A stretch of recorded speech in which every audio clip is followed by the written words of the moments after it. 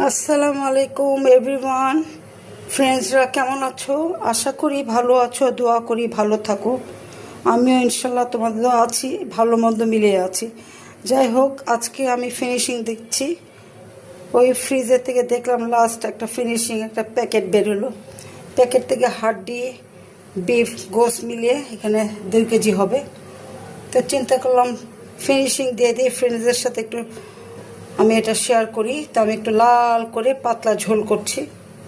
এখানে আলু নিয়েছি, এখানে দারুচিনি নিয়েছি, কিছুটা তেজপাতা, এলাচ, দারচিনি, এখানে 1 টেবিল চামচ হলুদের গুঁড়ো, 1 টেবিল ধনের গুঁড়ো, 1 টিস্পুন হলুদের গুঁড়ো, 1 টিস্পুন ধনার গুঁড়ো, 1 টেবিল চামচ মরিচের গুঁড়ো। এখানে রসুন পেস্ট নিয়েছি আমি প্রায় 5 থেকে 6 চামচ, 6 টেবিল চামচ, কারণ রসুনটা দিলে রান্নাটা খুব টেস্ট হয়।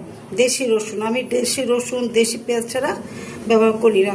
এখানে আদার পেস্ট দিয়েছি 3 টেবিল চামচ। এখানে পেঁয়াজ আমি 200 গ্রাম দিয়েছি। এই পেঁয়াজটা আমার আম্মা, আমরা যখন ছোট ছোট আমার আম্মা আমাদের কাজে বুয়া দেখে কাটাতো, বলতাম গোল কেন, বলতো বিফ খাও, চিকেন খাও, মটন খাও, এরকম গোল করে দেখো কত পাতলা করে কত শুরু করে আমি কেটেছি, আমি নিজের হাতে কেটেছি। যাই হোক, কাটাকাটি এগুলি কোনোদিন আমি করিনি, এখন রেসিপি করতে করতে এগুলি শিখে গেছি। আর বলতো চিকন করে লম্বা করে যে কোনো মাছে দিবে। আমি এখানে তেল নিয়েছি, লাগলে আবার দিব, মরিচও লাগলে কিছুটা দেবো, মরিচ কিছুটা লাগতে পারে। এই যে এসব ইনগ্রিডিয়েন্টস দিয়ে আমি একটা পাতলা ঝোল করব। তো যাক, আমি এখানে মাখা চড়িয়ে দিচ্ছি। এটা আমি মাখা রান্না করব, হাতে মেখে চড়িয়ে দেব। চড়িয়ে দিয়ে এখন লাঞ্চ আওয়ার, দুপুরবেলা, তারপরে আমি একটু গোসল করতে যাব। লবণটা তোমরা টেস্ট বুঝে দিবে, লবণটা আমি এখনো দেইনি, তো লবণটা টেস্ট বুঝে দিবে।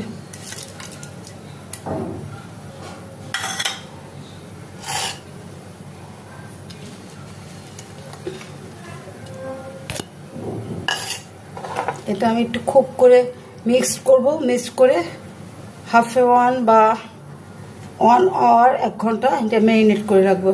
ঠিক আছে, ঠিক এভাবে এসব ইনগ্রিডিয়েন্টস দিয়ে পাতলা ঝোল খুব লাল করি। হ্যাঁ, আমি এখন মাখা করে মেখে এটা 1 ঘন্টা ম্যারিনেশন করে রাখবো, তারপরে আমি চড়িয়ে দেব। ঠিক আছে, এখানে আমি চুলাটা জ্বালিয়ে যে একটা কড়াই চড়িয়ে দিয়েছি। এই যে লবণ দিয়ে দিচ্ছি, লবণটা আমি 1.5 টিস্পুন দিয়েছি, লাগলে তোমরা টেস্ট বুঝে দিবে। তো এটা এখন আমি চড়িয়ে দিচ্ছি, তারপরে আমি আবার তোমাদের মাঝে মেইন কাজে ফিরে আসছি, তোমরা পাশে থেকো। খুব টেস্টি হবে, বুঝেছ? এভাবে রান্না করে খাও, খুব ভালো লাগবে। গরম ভাতে পাতলা বিফ তরকারি একদম জবরদস্ত।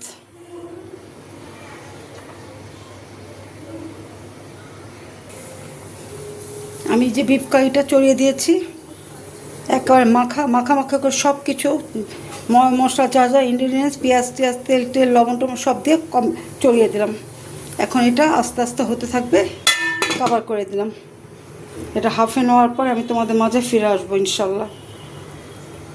ততক্ষণে তোমরা কেমন কাজ করছো? আমিও চালিয়ে যাচ্ছি ইনশাল্লাহ, আল্লাহ ভরসা। আমাদের হুজুর করিম পাক সাল্লাল্লাহু আলাইহি ওয়াসাল্লাম বলেছেন, মেহনত করো, মাথার ঘাম পায়ে ফেলো, তোমরা বিফলে যাবে না। নিশ্চয় আল্লাহ আমাদের আশা পূরণ করবে।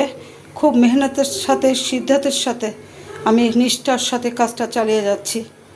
আমি সবাইকে লাইক করছি, গঠনমূলক কমেন্টও করছি, রিপ্লাইও করছি, কিন্তু কোনো ব্যাক পাচ্ছি না। ঠিক আছে, আল্লাহ ভরসা, আমি করে যাচ্ছি আমারটা। অনেকে বলে এই করেন, ওই করেন, অমুক করেন, কিন্তু তাদের কোনোটাই কিছুটা পাই না। আর বড় বড় যারা রেসিপি করছে, যাদের ব্লগিং করছে, তাদের তো পা হাত ধরে কোনো কুল কিনারাই নাই। যাক, তারপর আমি আল্লাহর উপরে ভরসা করে বিসমিল্লাহির রহমানির রহিম করে আমি ব্লগিং যা যা যতটুকু করে যাচ্ছি। আমার আল্লাহর উপরে বিশ্বাস, ভরসা, today and tomorrow Allah successful করবে ইনশাল্লাহ, ইনশাল্লাহ, ইনশাল্লাহ, আমিন।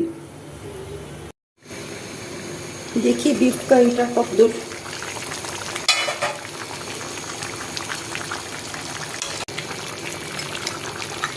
এটা আমি সটে করছি, এখনও সটে হয়নি। আমি বেশ করে উল্টে পাল্টে দিয়েছি।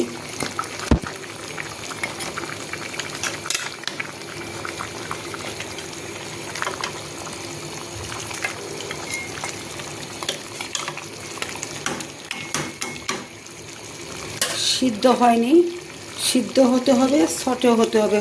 সটেটা করছি আমি আস্তে আস্তে। তো বিফ কারিতে অনেক টাইম লাগে। তো মেন কমপ্লিট হলে আমি তোমাদের মাঝে ফিরে আসবো ইনশাল্লাহ। Wait and watch. Everyone friends, আমার রান্নাটা কমপ্লিট। দেখো লাল কত সুন্দর হয়েছে কালারটা।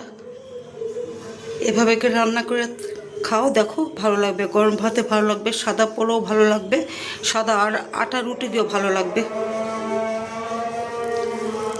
আসরের আজান দিয়েছে, বিফ কারি হতে তো অনেক টাইম লাগে। যাই হোক, ইনশাল্লাহ আবার একটা খুব সুন্দর রেসিপি নিয়ে তোমাদের মাঝে ফিরে আসবো। দোয়া রইল, ভালো থেকো।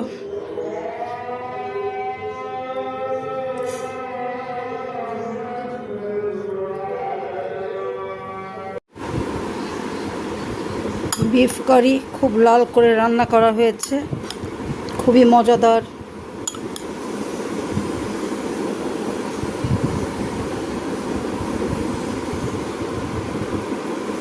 আলুটা বেশ বড়, খুব সফট হয়েছে। আমি অল্প অল্প করে খাবো।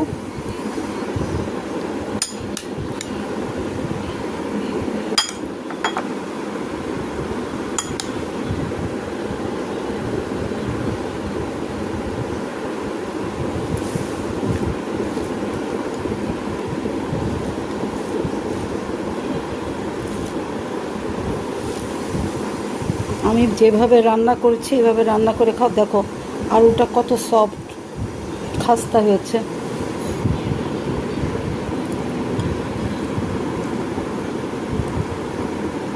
গোশটা খুব সফট হয়েছে।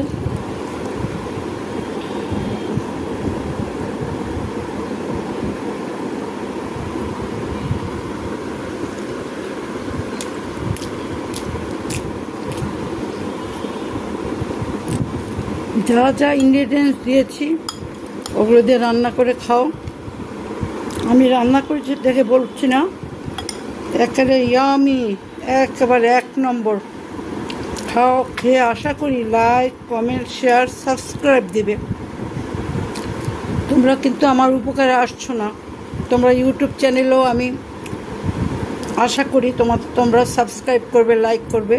ফেসবুক পেজও লাইক, কমেন্ট, শেয়ার আশা করি। আমি খুব মেহনতের সাথে, সিদ্ধান্তের সাথে কাজগুলি করছি। তোমরা আমাকে সাপোর্ট দেবে ইনশাল্লাহ, আশা করি।